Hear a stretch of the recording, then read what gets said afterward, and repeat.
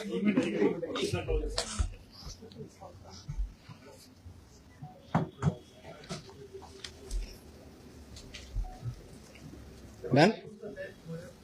काय चला थँक्यू. आज आपण इथं प्रेस कॉन्फरन्ससाठी आला त्याच्याबद्दल मनापासून सर्वांचे धन्यवाद.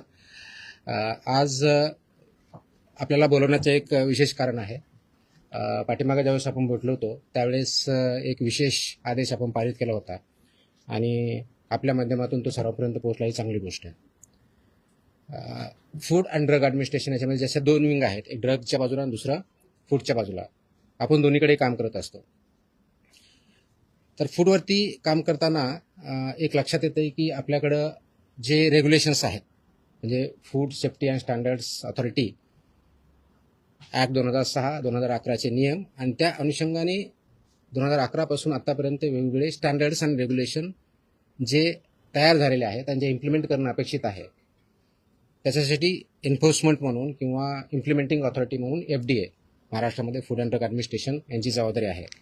त्या कायद्याअंतर्गत फूड सेफ्टी कमिशनर म्हणून मी काम करतो. इथे जे कोणी ह्या पदावरती व्यक्ती काम करतं तर फूड सेफ्टी म्हणून करतं आणि म्हणून आपण जे अन्न या फूड या डेफिनेशन म्हणजे येतं ते सेफ असावं आणि ते हेल्दी असावं हे दायित्व आणि हे इम्प्लिमेंट करण्याची जबाबदारी ही फूड सेफ्टी कमिशनर म्हणून या पदावरती आहे. आयुक्त फूड सेफ्टी कमिशनर राज्याचे जे असतात त्यांच्यावरती प्रत्येक राज्याच्या फूड सेफ्टी कमिशनरवरती आहे. या अनुषंगाने बघत असताना आपलं जे फूड आहे आणि आपण जे कन्झम्पशन करतो म्हणजे प्रिपरेशन असेल, त्याचं प्रोसेसिंग असेल, त्याचं मॅन्युफॅक्चरिंग असेल आणि त्यांचं कन्झम्पशन असेल, ह्या सर्व स्टेजेसवरती स्टँडर्ड्स ठरलेले आहेत. म्हणजे कन्झम्पशन हे सेफ असावं म्हणून ते सगळी प्रोसेस तत्पर्यंत पाळायची असते. याचा एक महत्त्वाचा घटक जो सर्वात मेन अफेक्ट करतो, मॅन्युफॅक्चर तर आहेच, प्रोसेसर आहेत, पण सर्वात महत्त्वाचा आजच्या डेटला जर बघितला तर हॉटेल्स, रेस्टॉरंट्स, इटरीज, ऑनलाईन जे प्लॅटफॉर्म त्यांच्यामार्फत जे फूड दिलं जातं, विकलं जातं, नागरिकांपर्यंत दिलं जातं, हे स्टँडर्ड्स पाळतात की नाही पाळतात हा एक महत्त्वाचा इश्यू आहे. आणि याच्यासाठी खूप चांगल्या प्रकारचे रेग्युलेशन स्टँडर्ड्स हे फूड सेफ्टी ऑथॉरिटीने गव्हर्नमेंट ऑफ इंडिया यांनी डिसाईड केलेले आहेत, वेळोवेळी डिक्लेअर केलेले आहे. त्याचं इम्प्लिमेंटेशन करणं हे अत्यंत गरजेचं आहे. त्या अनुषंगानं काल 23 जूनला मी एक आदेश पारित केलेले आहेत की ते आदेश आहेत हॉटेल्स, रेस्टॉरंट आणि इटरीज यांच्या बाबतीतल्या पाळावयाच्या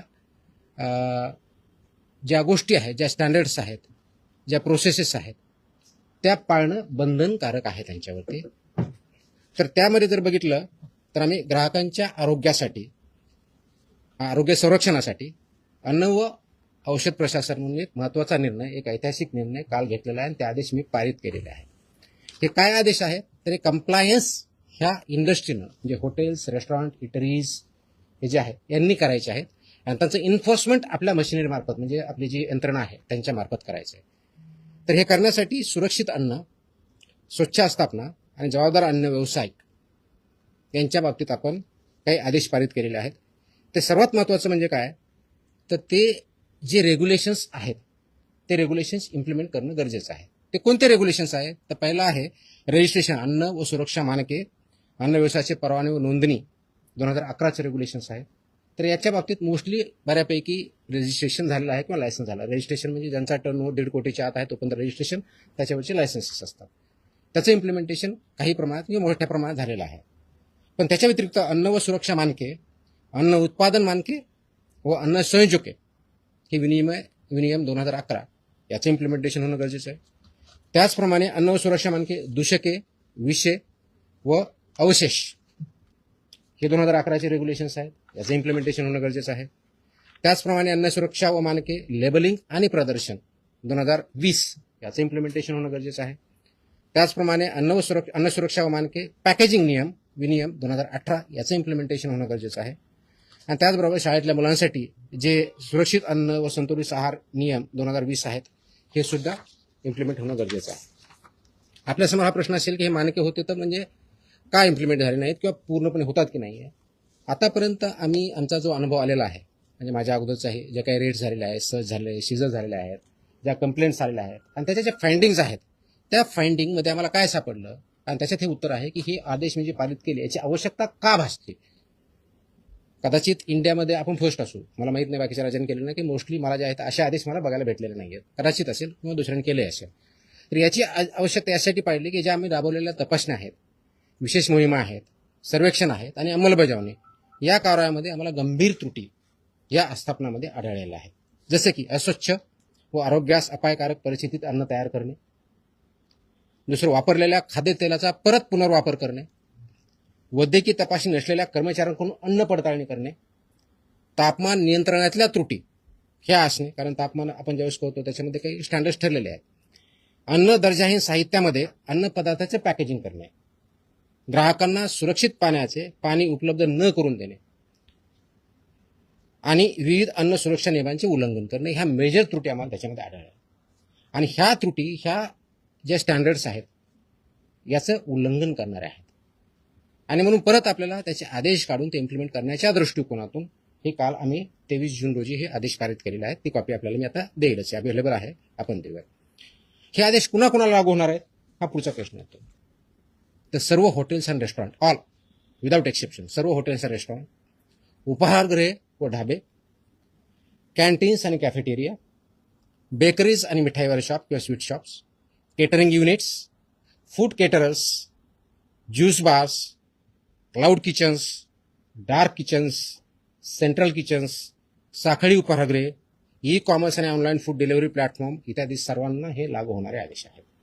म्हणजे ज्या ज्या ठिकाणी फूड प्रोसेसिंग होऊन लोकांना खाद्यासाठी पुरवलं जातं त्या सगळ्या इस्टॅब्लिशमेंट याच्यामध्ये येतात. आता याच्यामधल्या मेन तरतुदी काय आहे, तर पहिलं तरतूद आहे की परवाना किंवा लायसन्स हे मॅन्डेटरी आहे, ते त्यांनी घ्यावं. त्याच्याशिवाय त्यांना कोणत्याही परिस्थितीत रेस्टॉरंट किंवा हॉटेल हे चालवता येणार नाही. त्याच्या तरतुदी पेनॉल्टीज आहेत, त्या पेनॉल्टीसुद्धा सिव्हिअरली आता इथून पुढे वापरल्या जातील. त्याच्यामध्ये अगदी 10 लाख विदाउट परमिशन चालू एखादे इस्टॅब्लिशमेंट असेल तर 10 लाखापर्यंत दंड आहे, परत प्रॉसिक्युशन आहे. ह्या सगळ्या गोष्टीचा आपण वापर करणार आहोत. दुसरा जो आहे स्वच्छता आणि आरोग्य मानकाचे कठोर पालन करणं गरजेचं आहे, ज्यामध्ये शेड्यूल 4 किंवा अनुसूची 4 हे जे आहे याच्यामध्ये स्वच्छता आणि आरोग्यविषयी मानकांचे काटेकोरपणे पालन करणं गरजेचं आहे. ते थोडक्यात मी डिटेलमध्ये सांगेन. कर्मचाऱ्यांची वैद्यकीय परीक्षा, तपासणी व प्रशिक्षण हे मॅन्डेटरी आहे. कारण जर कर्मचारी किंवा फूड हँडलर जर त्याला काही डिजीज असेल तर तो पास ऑन होऊ शकतो. म्हणून यासाठी मानकं ठरलेलं आहे. तर त्यांचं अॅन्युअल चेकअप झालं पाहिजे, त्याच्या पर्टिक्युलरली कोणत्या कोणत्या टेस्ट झाल्या पाहिजे ते आपण त्याच्यामध्ये मेन्शन केलेलं आहे. त्याचबरोबर सुरक्षित अन्न हाताळण्यासाठी स्पष्ट मानके जे आहेत त्याच्यामध्ये कच्चे व शिजवलेले अन्न वेगवेगळे ठेवणे, फिफो तत्वाचं फर्स्ट इन फर्स्ट आउटचं प्रिन्सिपल पालन करणे, गरम व थंड अन्नासाठी निर्धारित तापमान राखणे, रंगसंकेतिक कापणी फळांचा वापर करणे, परवानाधारक पुरवठादाराकडून कच्चा माल खरेदी करणे.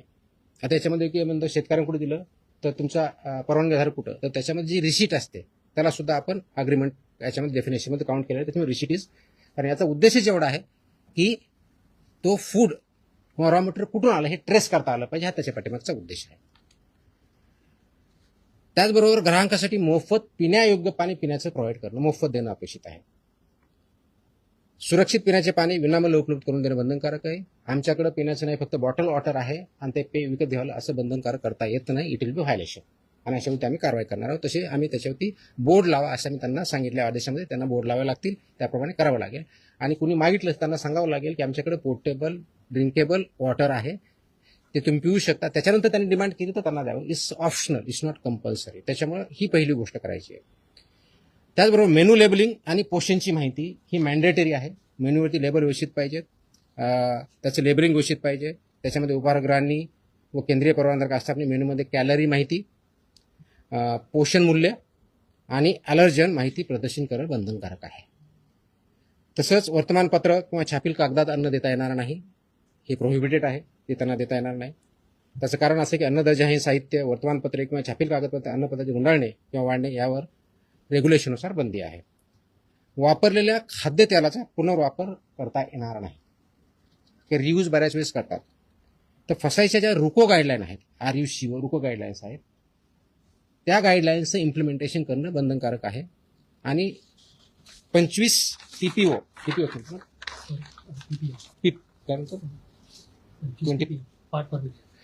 त्याच्यावरती जर गेलं तर ते वापरता येत नाही. आता ठळकपणे आपलं टेक्निकलच्या ऐवजी नॉर्मल भाषेत म्हणायचं तर त्या तळताना किंवा तेल जे आहे हे ज्यावेळेस करतात त्यावेळेस फ्लेम्स येतात, तर ते 25% जास्त असतं. वास यायला लागला 25% वरता असतं. काळं दिसायला लागलं 25% वरता, विच इज डेंजरस. त्याचे प्रिव्हेंट ते वापरताच येत नाही. ते करण्यासाठी एजन्सीज आहेत, त्यांना ते सेल करायचं आणि त्यांनी ते मार्केटच्या बाहेर न्यायचं आहे. एकाने कोणतरी विकायचं, दुसऱ्याकडे वापरायचं किंवा दुसरा यूज करणार त्याला द्यायचं, हे याच्यामध्ये बंधनकारक आहे. त्याच्यामुळे रुको गाईडलाईनचं सुद्धा इम्प्लिमेंटेशन करणं अपेक्षित आहे. 9वी गोष्ट आहे की ऑनलाईन विक्री होणाऱ्या अन्नपदार्थाबाबत परवाना क्रमांक प्रत्येक ठिकाणी लागेल, कॅलरीची माहिती लागेल, ॲलर्जींची माहिती लागेल आणि जेवढे त्यांचे किचन असेल तर प्रत्येक किचनला इंडिव्हिज्युअल परवानग्या त्यांना घ्यावा लागेल.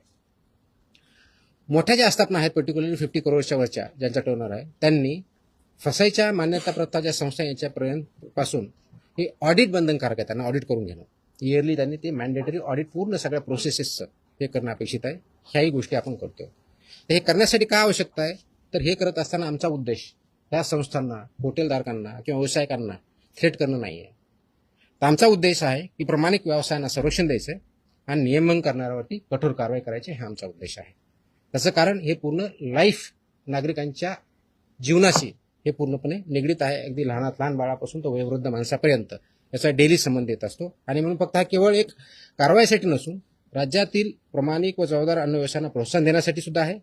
नियमांचे पालन करणाऱ्या आस्थापनांना ग्राहकांचा विश्वास वाढेल आणि संपूर्ण क्षेत्राची गुणवत्ता उंचावेल, हा त्याच्या पाठीमागचा उद्देश आहे.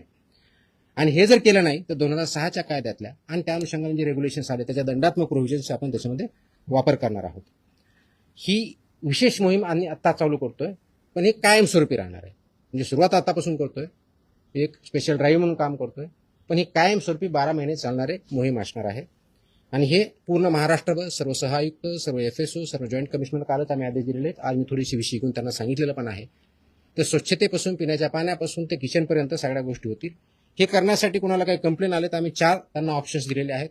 आपला जो टोल फ्री नंबर आहे तो दिलेला आहे, फसाईचा टोल नंबर दिलेला आहे, फॉस्फॉस मोबाईल ॲप आहे आणि संबंधित कार्यालयात सुद्धा किंवा मेलच्या माध्यमातून सुद्धा आपल्याला यामध्ये कंप्लेंट करता येईल, ह्या दृष्टिकोन बघतो. आता थोडक्याच डिटेल्स, कारण आपल्याला थोडं टेक्निकल जर वाटलं असेल तर उदाहरणार्थ म्हणून तुम्हाला काही बाबी सांगतो की अन्न व्यवसाय चालकांची कर्तव्य जबाबदाऱ्या काय काय असाव्या, त्याच्यामध्ये गोष्टी दिलेल्या आहेत. तर त्या बाबतीत बघितलं तर आरोग्यविषयी पद्धतीचे पालन करणे करताना विनियम 2.1.2 आहे. याच्यामध्ये केटरिंग कशी करावी हे पण ठरलेलं आहे. कार्यालयासाठी उत्तम स्वच्छता उत्पादन पद्धती कशी असावी हे पण ठरलेलं आहे. प्रत्येक पूर्वाभास लागू अशा तपशीलवार आवश्यकता अशा गाईडलाईन्स आहेत त्या पण ठरलेल्या आहेत. आता जस्ट एक तुम्हाला एक्झाम्पल घेऊन किचन कसं असावं याच्यामधील माहिती देतो. स्वयंपाकघर कसं असावं, सर्व अन्न तयार करण्यात येणाऱ्या ज्या आहेत त्या जागेच्या भिंती व फरशा ह्या टाईल्सच्या पाहिजेत. भिंत आणि फरशी म्हणजे खालची हे दोन्ही लागणार आहे. फक्त तुम्हाला खाली टाईल्स असून चालणार नाही, भिंतीला पण टाईल्स लागतात. त्या वॉशेबल असाव्या लागतात, कारण ते वॉश करता आलं पाहिजे. त्याच्यातून कोणत्याही प्रकारचं मिक्सचर होणार नाही, अडल्चरेशन होणार नाही किंवा पॉयझनस सबस्टन्सेस जाणार नाही, हे अपेक्षित आहे. ते अशोषक म्हणजे नॉन परमिएबल असावं, त्याच्यातून पाणी जाताना नाही हे बघावं लागणार आहे. त्याचबरोबर त्या धुण्यायोग्य असाव्यात हे असणं आहे. हे करताना पुरेशी हवा खेळती पाहिजे तिथं. यांत्रिक वायुविजन व निर्वातन प्रणाली बसवली पाहिजे, ज्याला एक्झॉस्ट आपण असं म्हणूया. त्याचबरोबर एक्झॉस्ट चिमणी असणं अपेक्षित आहे किंवा हुड खाली करावीत असे अपेक्षित आहे. त्याचबरोबर कच्चा माल म्हणजे रॉ मटेरियल जे आहे ते त्यांनी स्वीकारण्यासाठी वेगळा सेक्शन, त्याचं प्रोसेसिंग किंवा तयारी करण्यासाठी वेगळा सेक्शन, स्वयंपाक तयार करण्यासाठी वेगळा सेक्शन आणि वाढण्यासाठी किंवा सर्व करण्यासाठी वेगळा सेक्शन असं त्या रेस्टॉरंट किंवा हॉटेलमध्ये मांडणी असणं अपेक्षित आहेत. कच्चे व शिजवलेले अन्न क्षेत्र हे भौतिक श्रेष्ठता वेगळे ठेवावे लागणार आहेत. शाकाहारी व मांसाहारी हे वेगळे ठेवावे लागणार आहेत. आणि त्याचबरोबर त्याला अनुक्रमे शाकाहारी असेल तर हिरवा रंग, मांसाहारी असेल तर लाल रंग असे तुम्हाला फलक तिथे ठेवावे लागणार आहेत. तर ह्या गोष्टी ह्या मॅन्डेटरी आहेत, वेळोवेळी निर्देश दिले त्या दृष्टीनं आहेत. आणि हे काम करत असताना स्वयंपाकगृहात प्रवेशद्वारी पाणी, द्रवसाबण, टॉवेल, ड्रायर अशी व्यवस्था पूर्णपणे असणं अपेक्षित आहे. सो दॅट तिथं ज्यावेळेस कोणता ग्राहक जाईल तर त्याला ह्या गोष्टी अवेलेबल पाहिजेत, जेणेकरून जेवताना किंवा तिथलं फूड कंझ्युम करताना त्याला ती फॅसिलिटी असणं अपेक्षित आहे. त्याचबरोबर पेस्ट कंट्रोल हे मॅन्डेटरी आहे. हे एखादी एजन्सीवर त्यांनी टायअप करायचे आणि ती व्हॅलिड असली पाहिजे, रजिस्टर्ड असली पाहिजे, अशाच एजन्सी ती डिप्लॉय करायच्या. त्यांनी पेस्ट कंट्रोल रेग्युलरली करून घ्यायचं. हे करत असताना कीटकमुक्त परिस्थिती राखण्यासाठी पुरेशा नियतकालिक अंतराने कीटक नियंत्रण म्हणजे पेस्ट कंट्रोलचे जे मेजर्स आहे ते करणं अपेक्षित आहे. त्याचबरोबर अन्न तयारी क्षेत्रात इलेक्ट्रॉनिक फ्लाय ट्रॅप बसवावेत, त्याची साठवण, अन्नाच्या ठिकाणी उंदीर, झुरळे, माशांचा प्रादुर्भाव शून्य असला पाहिजे. ते कोणत्याही परिस्थितीत ऍक्सेप्ट होऊ शकत नाही. It's absolutely not acceptable as per the rules and regulations. तर हे एक उदाहरण म्हणून आहे. याची ऑर्डरमध्ये मी सगळ्या गोष्टी दिल्या ज्या 10च्या आसपास गोष्टी आहेत. हे करण्यापाठीमागचा उद्देश एवढाच आहे, कारण प्रोसेस केलेलं फूड आपण ज्यावेळेस खातो त्याचे इम्पॅक्ट आपल्यावरती होतात. म्हणजे फूड पॉयझनिंग जे एक्स्ट्रीम केस आहे, पण ते दररोज आपल्या हेल्थवरती कॅलरीपासून ते चुकीच्या पद्धतीने हँडल करण्यापासून, स्वच्छतेपासून ते पाण्यापासून ते बसण्याच्या व्यवस्थेपासून तर असणाऱ्या गोष्टी तिथं कोणत्या कोणत्या आहेत ह्या मॅन्डेटरी आहेत. आणि याच्या बाबतीत आपल्याला काही त्रुटी सापडत असेल की जसं की आता तुमचा याच्यामध्ये सांगितलं की हॉट फूड म्हणतो, गरम जेवण म्हणतो, तर त्याचं टेम्परेचर किती आहे हे पण ठरलेलं आहे. ज्यावेळेस हॉट फूड म्हणतो तर 60 डिग्री सेल्सिअस ते हीट पाहिजे. तुम्ही म्हणलं की कोल्ड तर 4 डिग्री सेल्सिअसचं पाहिजे. तुम्ही म्हणलं फ्रोझन तर -18 डिग्री सेल्सिअसचं पाहिजे. तर ह्या मॅन्डेटरी गाईडलाईन आहेत. त्या इम्प्लिमेंट होतात की नाही होतात ते करण्याच्या दृष्टिकोनातून नागरिकांमध्ये अवेअरनेस यावा, त्या इंडस्ट्रीला आणखी चांगल्या पद्धतीने माहीत व्हावं आणि आमच्या अधिकाऱ्यांनी ते इम्प्लिमेंट करावं. हा तिहेरी पर्पज याच्या पाठीमागचा आहे. आणि या तिहेरीच्या माध्यमातून एकत्रित येऊन हे आपलं आरोग्य नागरिकांचं कसं चांगलं राहील अशा दृष्टीने हे काल आम्ही आदेश इंग्लिश आणि मराठी दोन्हीमध्ये आहेत. दोन्हीच्या कॉपी आपल्याला भेटतील. प्रेस नोट सर्क्युलेट करा ती दिलेलीच आहे. तर या माध्यमातून हे नागरिकांनाही माहीत व्हावं, त्या इस्टॅब्लिशमेंटला माहीत व्हावं आणि आम्ही इन्फोर्स करताना ह्या सगळ्या गोष्टी बघाव्या. बऱ्याच वेळेस होतं की आमचे अधिकारी ज्यावेळेस जातात त्यावेळेस तिथला सॅम्पल घेतला जातो. सॅम्पलचा रिझल्ट आल्यानंतर आम्ही पुढची बघतो. पण फक्त सॅम्पल घेणं एवढ्यापुरतं मर्यादित राहायचं नाही. हे मी आदेश दिलेले आहेत की तिथे गेल्यानंतर हे जे टोटल 28 रेग्युलेशन त्याच्यापैकी 22 हे वेगवेगळ्या बाबतीत आहेत. जसं याच्या बाबतीत जवळजवळ 9 रेग्युलेशन्स मी सांगितले ह्या इंडस्ट्रीच्या बाबतीत. तर प्रत्येकाला more than 2 to 3 regulations compulsory आहेत, कारण रजिस्ट्रेशन कंपल्सरी आहे, बाकी स्वच्छतेच्या बाबतीतले आहेत. तर हे सगळे जे रेग्युलेशन त्या सगळ्यांचं रेग्युलेशनचं पालन होतंय की नाही, कंप्लायन्स ती इंडस्ट्री किंवा इस्टॅब्लिशमेंट करते की नाही हे बघणं आवश्यक आहे. आणि तशा दृष्टीने इथून पुढे तपासण्या होतील. त्याचप्रकारे सॅम्पल घेणं त्यातला एक भाग राहील. ह्या सगळ्या गोष्टीचा कंप्लायन्स त्यांना करणं कंपल्सरी आहे.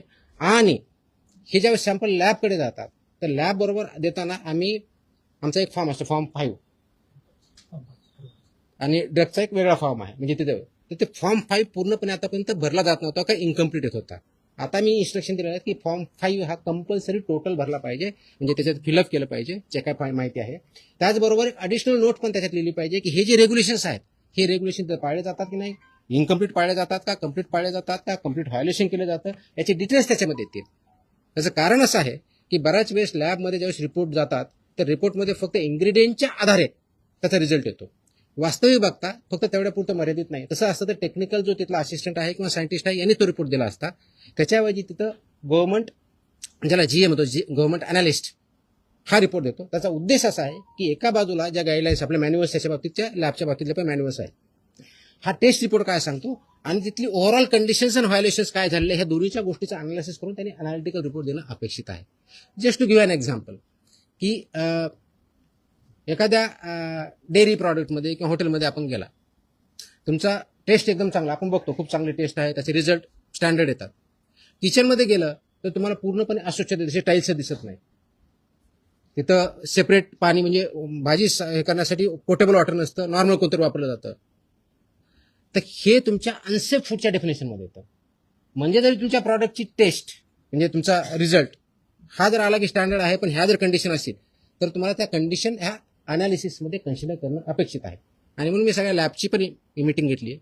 माझ्या अधिकाऱ्यांना ते समजून सांगितलेलं आहे की तुमच्या ज्या डेफिनेशनचं अनालिसिस करताना फक्त टेस्ट रिझल्ट पुरतं मर्यादित न राहता हा ज्या फॉर्मच्या कंडिशन हे तुम्हाला कन्सिडर करणं as per the guidelines mandatory आहे त्या आपण कन्सिडर केल्या पाहिजे. आणि जो आमचा सॅम्पल घेतो त्यांनी सुद्धा त्यामध्ये कंडिशन त्या जी काय परिस्थिती आहे तिथली टाकली पाहिजे, जेणेकरून त्याचा अनालिसिस करेक्ट आहे. त्याच्यामुळं जे फूड आहे ते योग्य आहे की अयोग्य आहे, स्टँडर्ड प्रमाणे आहे की नाही आहे, आणि तिथलं कंडिशन फुलफिल होतात की नाही हे बघितलं जाईल. पर्यायानं जो कंझ्युमर आहे त्या कंझ्युमरला ते योग्य ती माहिती भेटेल आणि त्याच्या माध्यमातून त्याची हेल्थ आपण चांगली करू. म्हणून उद्देश आपण जो ठेवलेला आहे की पूर्णपणे नागरिकांचं आरोग्य हे चांगलं राहावं अशा दृष्टिकोनातून आपण ते काम करतोय. आणि म्हणून ह्या मोहिमेला आम्ही नावच दिलेलं आहे की त्याला सुरक्षित अन्न निरोगी महाराष्ट्र किंवा सुरक्षित महाराष्ट्र अशा दृष्टीचं हे मोहीम आहे, ती परमनंट राहणार आहे. आणि माझी ही विनंती आहे, आवाहन आहे या इंडस्ट्रीला की प्लीज फॉलो ह्या सगळ्या ज्या गाईडलाईन्स आहे, स्टँडर्ड्स आहे ते फॉलो करा. याचा कंप्लायन्स केलं तर you don't have anything to fear, but if you don't follow it you have nowhere to hide. अशा दृष्टीचे आदेश पारित झालेले आहेत. मला वाटतं की याचा इम्पॅक्ट डेफिनेटली होईल आणि ते इम्प्लिमेंटेशन करण्याच्या दृष्टिकोनातून FDA अक्रॉस महाराष्ट्र काम करत आहे. थँक्यू.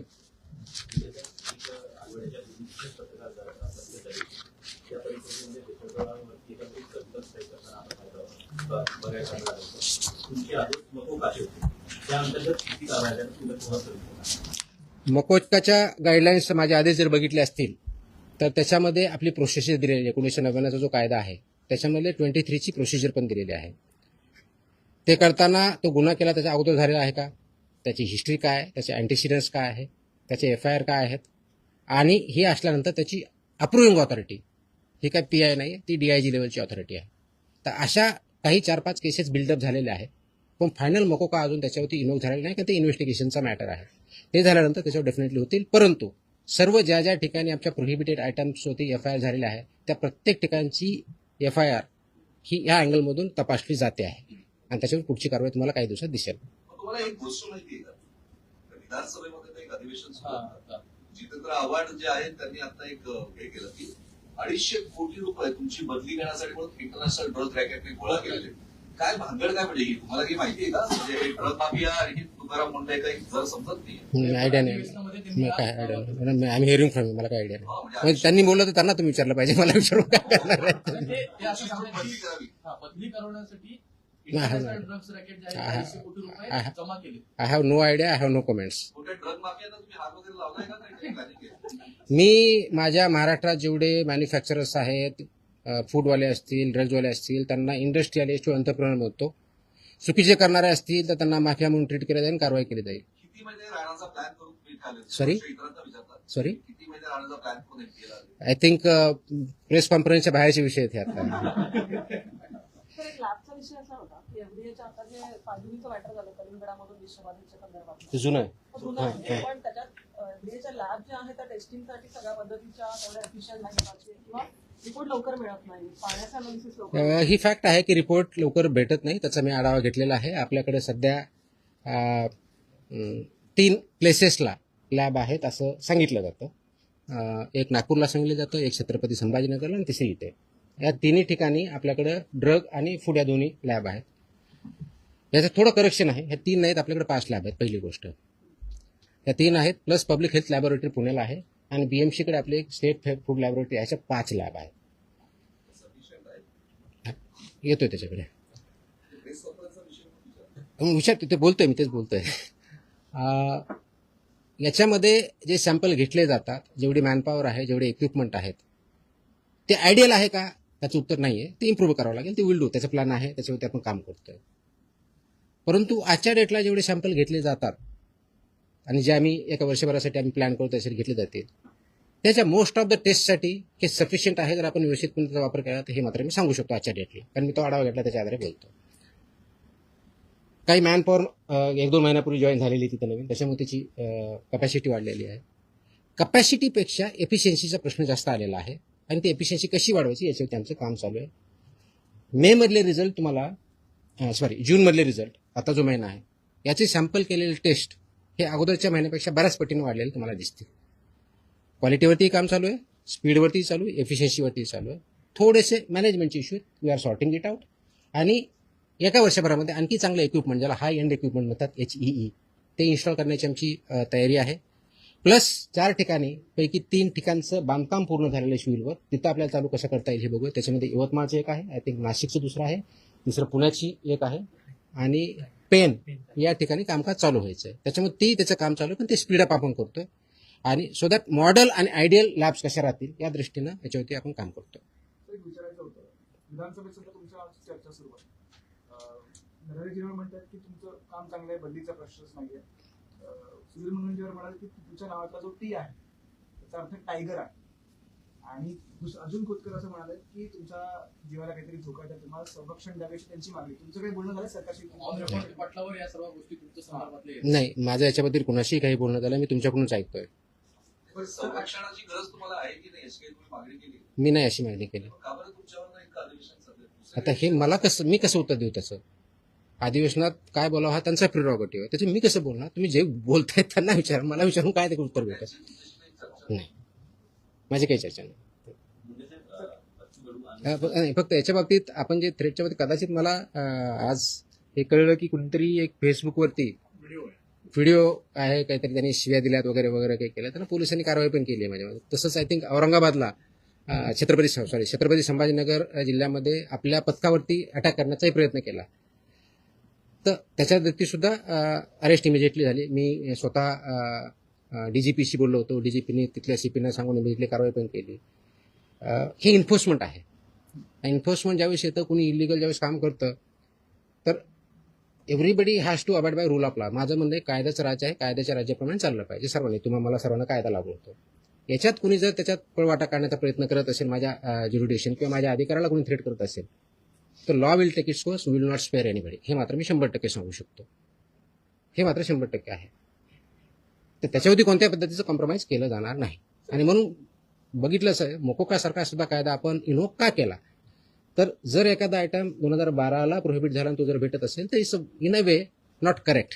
आणि ते करण्याच्या दृष्टिकोनातून आहे. आज जशी ही जी आज ऑर्डर काल काढली, अशा पुढच्या दृष्टिकोनातून बऱ्याच अजून ऑर्डर यायच्या आहेत.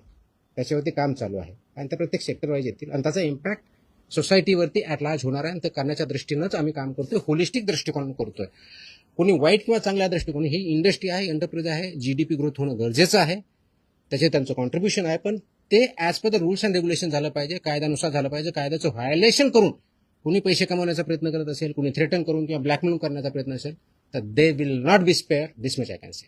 एक पुढचा प्रश्न होता, मुंबईचं जर कल्चर आपण पाहिलं तर ते काही वर्षांपूर्वी 15-1 वर्षांपूर्वी स्टेपल फूड वडापाव गेल्या काही 10 वर्षांमध्ये ते बदलून तुम्हाला एव्हरी कुठे गेला तरी तुम्हाला इडली वडा हा मिळतो आणि त्याचा मेन सोर्स जो आहे तो धारावीतून येतो. आणि ते धारावीतून काही फॅक्टरीज असतात, ते घरगुती असतात आणि ते कलेक्टिव्ह होऊन मुंबईत पाठवले जातात. ते तुम्ही कसं काय सगळ्याच ठिकाणी मी जर सांगितलं की 1.5 कोटीच्या खालचे जे असे रजिस्ट्रेशन आपण देतो, त्याच्या गाईडलाईन्स माझ्या जे ऑर्डरमध्ये बघितलं, शेड्यूल आम्ही लावलेलं की त्यांनी काय काय करणं अपेक्षित आहे. जिथं गायडन्स पाहिजे आम्ही गायडन्स पण करायला तयार आहेत. आमचे अधिकारी जाऊन गायडन्स करतील, ट्रेनिंग देतील. हे इम्प्लिमेंटेशन करायचे यासाठी आहे की हा प्रश्न फक्त एका युनिटचा किंवा एका माणसाचा किंवा एका हॉटेलचा किंवा एका रेस्टॉरंटचा नाही आहे. हा पूर्ण 13 कोटी जनता जी आहे त्या सगळ्यांचा प्रश्न आहे. आणि हे डिपेंडंट ऑन ईच अदर आहेत. म्हणजे आपल्याला हॉटेल पण पाहिजे, इटरीज पण पाहिजेत आणि कंझ्युमर पण पाहिजेत. पण हे सगळं करताना जे स्टँडर्ड्स आहेत, मानके आहेत, त्यानुसार चाललं पाहिजे. ते बऱ्याच लोकांना माहीत पण नाही. आता ते माहीत होण्याचा उद्देश की ठीक आहे, कायदा आहे, रेग्युलेशन्स आहेत, आपल्या काय वेबसाईटवरती अवेलेबल आहेत, पण तेच लोकांपर्यंत पोहोचण्याचा एक उद्देश. आणि जे याच्यामध्ये बिझनेस आहेत, एब्यूज ज्याला म्हणतो आपण, फूड बिझनेस ऑपरेटर्स, त्यांना सुद्धा माहिती इंग्लिश आणि मराठी, म्हणून ती ऑर्डर कॉम्प्रिहेन्सिव्ह दृष्ट्या मी काढली. आणि नाही केलं तर त्याचे कंप्लायन्सची पेनॉल्टीज तुम्हाला जस्ट आपल्या माहितीसाठी म्हणून एक थोडक्यात तो मला एक सांगायचं होता पण विसरून गेला. तर याच्यामध्ये जर बघितलं तर एक आहे की दंड, खटला व शिक्षा हे एक प्रोव्हिजन याच्या पानावरती दिलेलं आहे. त्याच्यामध्ये काय आहे, फॉर एक्झाम्पल असुरक्षित अन्न जर असेल, आरोग्यास हानिकारक जे ठरलेलं, तर मृत्यू झाला तर 7 वर्षापेक्षा कमी नाही व आजन्म कारावासापर्यंत एवढी सजा त्याच्यामध्ये आहे आणि 10 लाख रुपये दंड. हे अनसेफ फूड. आता अनसेफ फूडची डेफिनेशन मी आता थोडक्यात तुम्हाला सांगितली. अस्वच्छता आली तर अनसेफ फूड येऊ शकतं. दुसरं, गंभीर दुखापत झाली, इंजरी झाली, तर 6 वर्षापर्यंत कारावास आणि 5 लाखापर्यंत दंड आहे. गंभीर नसलेली दुखापत झाल्यास 1 वर्षापर्यंतचा कारावास आणि 3 लाखपर्यंतचा दंड आहे. दुखापत न झाल्यास 3 महिन्यापर्यंतचा कारावास व 3 लाख रुपयापर्यंत दंड आहे. त्याचबरोबर आता जो एक मुद्दा आला आहे की अधिकाऱ्यांचं काय, तर अन्न सुरक्षा अधिकाऱ्यास, ज्याला FSO म्हणतो, जो बेसिक ऑथॉरिटी आहे, अडथळा अथवा त्याची तोतयागिरी कुणी केली तर त्याला 3 महिन्यापर्यंतचा कारावास आणि 1 लाख रुपयापर्यंत दंड, हे त्याच्यामधलं प्रोव्हिजन आहे. हे तुम्हाला कारावासाच्या बाबतीत सांगितले. फक्त दंडनीय अपराधाच्या बाबतीत काय, दिशाभूल करणारी जाहिरात, आता खोटा दावा 10 लाखापर्यंत दंड. वैध परवानाशिवाय व्यवसाय करणे 10 लाखापर्यंत, विदाऊट लायसन्स 10 लाख रुपयाचा दंड. अवमानक म्हणजे सबस्टँडर्ड अन्न उत्पादन, साठवण, विक्री अथवा सेवा 5 लाख रुपयापर्यंत दंड. चुकीचे नामकरण असलेले, ज्याला मिसलेबलिंग म्हणतो, ते 3 लाख रुपयापर्यंत दंड. प्राधिकृत अधिकाऱ्यांच्या निर्देशांचे पालन न करणे 2 लाखापर्यंत दंड. अन्नाची अस्वच्छ अथवा अनारोग्यकारक प्रक्रिया व तयारी 1 लाखापर्यंत दंड. आता हे कायद्यात आहे, रेग्युलेशन्समध्ये आहे.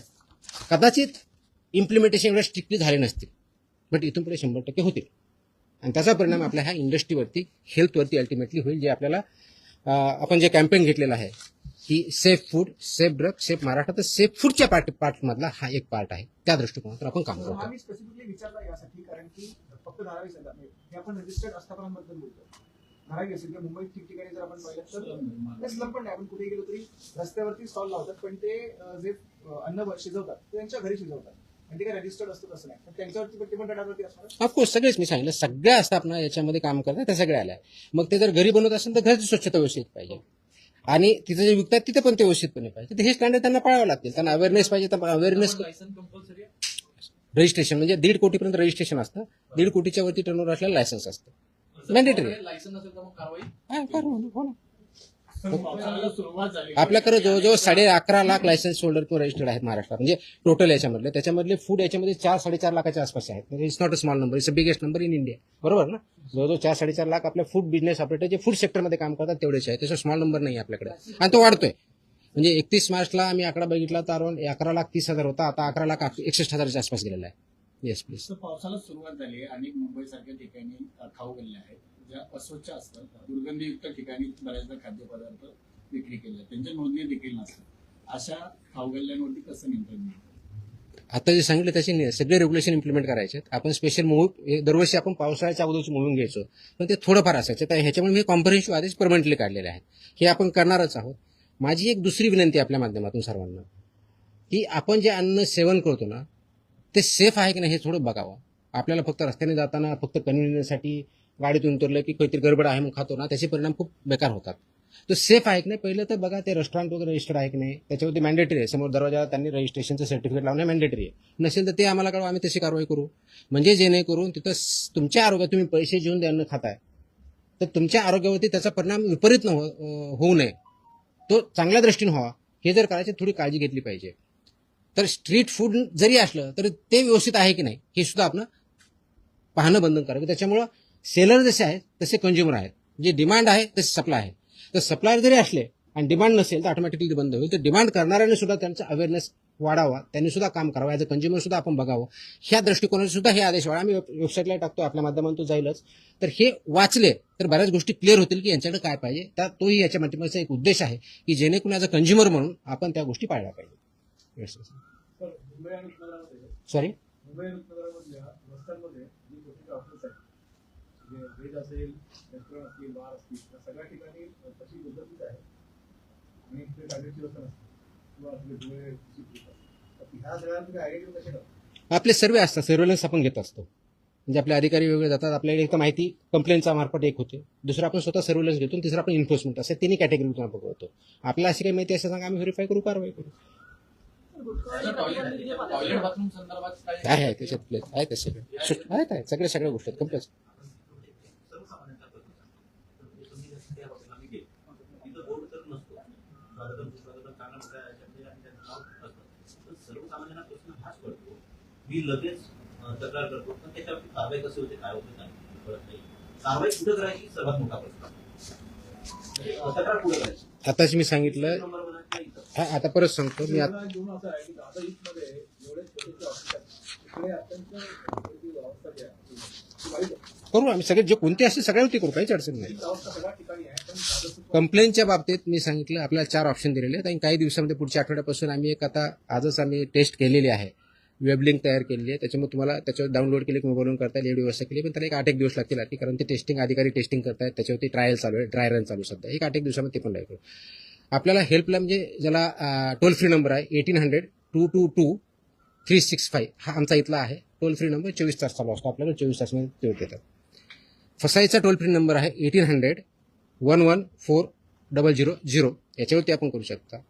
फॉस्फॉसचा मोबाईल ॲप आहे आपण डाउनलोड करू शकता, त्याच्यावरती करू शकता किंवा ईमेलच्या आधारे आपल्या कार्यालय करू शकता किंवा फिजिकली देऊ शकता. एवढे 5 मीन्स आजच्या डेटला अवेलेबल आहेत.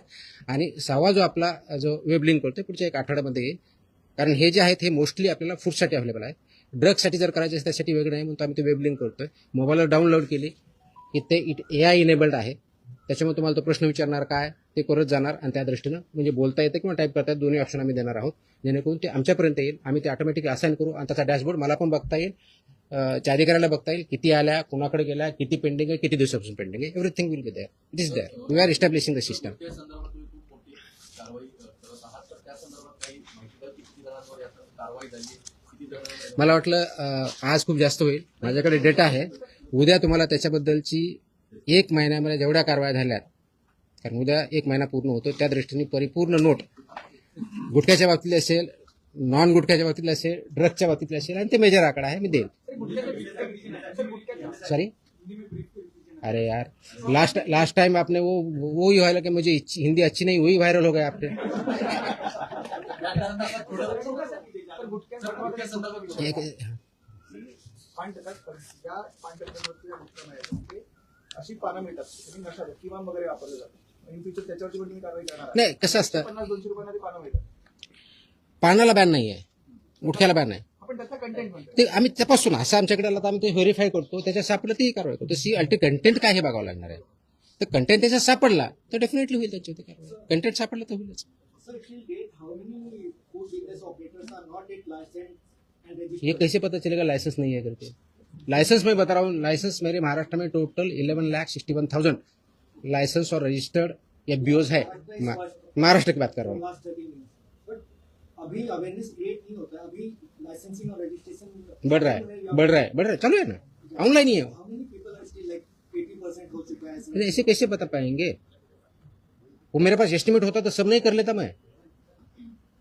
एस्टिमेट कितना बाकी है कैसे बोल सकते हैं? तो जो इन्फॉर्मेशन आएगी अवेयरनेस क्रिएट होता बढ़ते जाएगा. सर, फूडमध्ये फूड पॉइझनिंग हा मुद्दा आहे.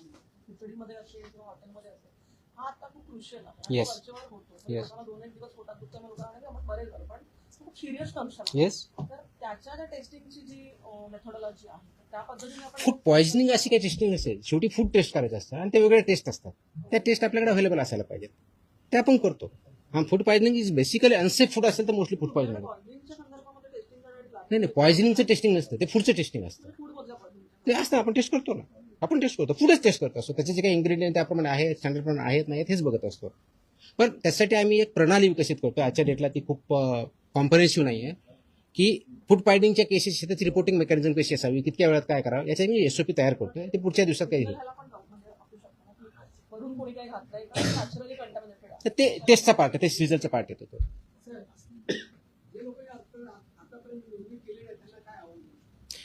ज्यांनी नोंदणी केलेली नाही त्यांना एकतर बिझनेस बंद करावा लागेल किंवा नोंदणी करून काम करावं लागेल.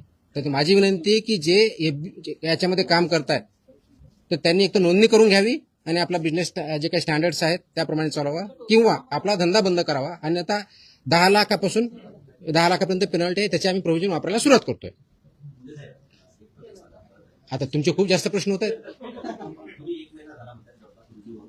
तुम्हाला काय वाटतं पहिले जे आयुक्त वगैरे आले होते काही चुकी राहत होते काय माहिती, आणि तुम्ही आल्याच्यानंतर जे FDA एवढं अनालिटिकल स्किल माझ्याकडे नाही, ते तुमच्याकडे आहे. तुम्ही विचारा आणि तुम्ही त्याची उत्तर द्या. आप यहाँ पे कोई पूछ रहे थे. हाँ हाँ,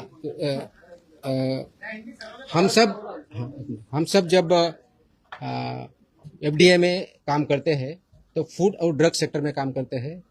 एफडीए ये रेगुलेटर है और उसमें फूड का हर आदमी का कॉन्टैक्ट आता है, बचपन से लेके बुढ़ापे तक.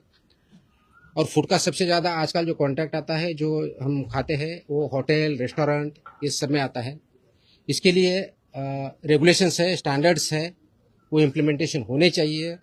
वो छोटा सा रेस्टोरेंट हो या स्टार होटल हो, ये सब के लिए स्टैंडर्ड 2011 से अब तक आए हुए हैं. 2020, 2026 के भी कुछ आए हैं कि जैसे कि आपके जो इंस्ट्रूमेंट सब्जी काटने वाले कौन से होने चाहिए, स्टेनलेस स्टील का क्या चाहिए, ये सब इसमें पैकेजिंग का मटेरियल चाहिए, फूड ग्रेड वाला चाहिए, नॉन फूड ग्रेड वाला चाहिए, ये सब डिसाइडेड है. लेकिन हमने जो महाराष्ट्र में पाया है कि जो हम सर्वेलेंस करते हैं, इन्फोर्समेंट एक्टिविटी लेते हैं, जो कंप्लेन आते हैं वो हम चेक करते हैं, तो उसमें काफ़ी हद तक ये वायलेशन पाए गए हैं कि जो फूड स्टैंडर्ड्स है अलग अलग, उसका पालन नहीं किया जाता है.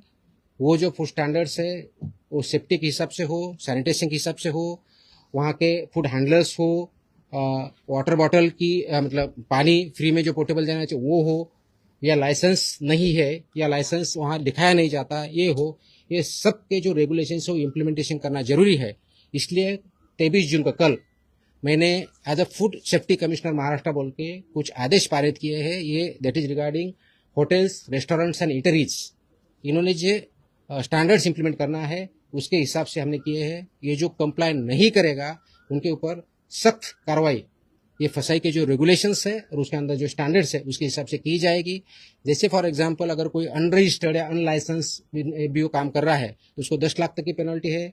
अनसेफ फूड अगर कोई बना रहा है, प्रोसेस कर रहा है या सेल कर रहा है तो उनको लाइफ इम्प्रिजनमेंट तक और 10 लाख तक पेनल्टी हो सकती है। इसका इम्प्लीमेंटेशन इसके आगे बहुत सख्त तरीके से होगा। ये मेरी विनती है, मेरा एक आह्वान है कि जो इंडस्ट्री इसमें है सबने इसका कंप्लायंस करना चाहिए और मेरे ऑफिसर को मैंने सख्त ताकीद दी है कि ये सब इम्प्लीमेंटेशन कंप्लीट होगा, कॉम्प्रहेंसिव होगा। अब तक जाके सिर्फ सैंपल लेके जो आते थे उतना नहीं होगा, उसके सिवा सब जितने रेगुलेशंस है वो सब रेगुलेशन इम्प्लीमेंट हो रहे कि नहीं हो रहे उसका रिपोर्ट सैंपल के साथ आएगा और उसी हिसाब से सैंपल का टेस्टिंग भी होगा, रिजल्ट भी होगा। इसका उद्देश्य है कि जो जेन्युइन बिजनेसेस है उनको कोई फियर करने की जरूरत नहीं है, डरने की जरूरत नहीं है। जो नॉन जेन्युइन है उनको बिल्कुल डरने की, छुपने के लिए जगह भी नहीं मिलेगी। इसका अंतिम उद्देश्य है कि जो ह्यूमंस है, जो सिटीजन्स है महाराष्ट्र के और बाहर से जो यहाँ आते हैं, वो जो फूड खाते हैं वो फूड पूरा तरीके से सेफ हो, सिक्योर हो, जिसकी वजह से आपकी हेल्थ अच्छी रहे, इंप्रूव हो, ना कि उसके वजह से आपको फूड पॉइजनिंग या आप उसके वजह से आपको पता नहीं इसकी वजह से उसका आपका एडवर्स इम्पैक्ट हो। इसीलिए आदेश जारी किए हैं, इसका इम्प्लीमेंटेशन चालू हो चुका है। ई-कॉमर्स वाले हैं जो सब ई कॉमर्स भी आया, प्लेटफॉर्म भी आया, डार्क किचन भी आया, चेन वाले भी आए, सब इसमें आए हैं। आपको जो ऑर्डर है उसमें लिखा है। अब तक कितने सर्टिफिकेट दिए गए हैं मतलब उसको लेकर महाराष्ट्र गवर्नमेंट? अब तक एफबीओ के टोटल लगभग 11,60,000 के आसपास लाइसेंस रजिस्टर्ड एफबीओज है। उसमें से जो food industry particularly hotel, restaurants इसमें जो है तो 4 लाख से ज़्यादा है, तो काफ़ी बड़ा नंबर है। लेकिन उसमें हम काम करेंगे, कंप्लायंस करेंगे और लोगों की हेल्थ बढ़ाएंगे। It's already started, it's already in existence. So that's what we have taken a special drive. वो कल से चालू होगा स्पेशल ड्राइव इंस्पेक्शन का, उसमें सभी देखा जाएगा। सो मेरा ये मानना है कि जो इसमें कंप्लाई कर रहे हैं उनको कोई जरूरत नहीं है, जो कंप्लाई नहीं करे प्लीज कंप्लाई करे, तब तक आपका जो भी बिजनेस है बंद रखे, कंप्लाई करके आपका चालू करें। सर हॉटेल्समध्ये जे फूड सर्व केले जातात त्याला काही नियमावली आहे की? तेच तर सांगितलं आतापर्यंत, क्वांटिटी संदर्भात नाही ना क्वांटिटी किती द्यावी हे हॉटेल आणि त्यांचं। मिनिमम क्वांटिटी वगैरे असं काही? Okay, thank you. प्रेस येईल ना तुम्हाला उद्या?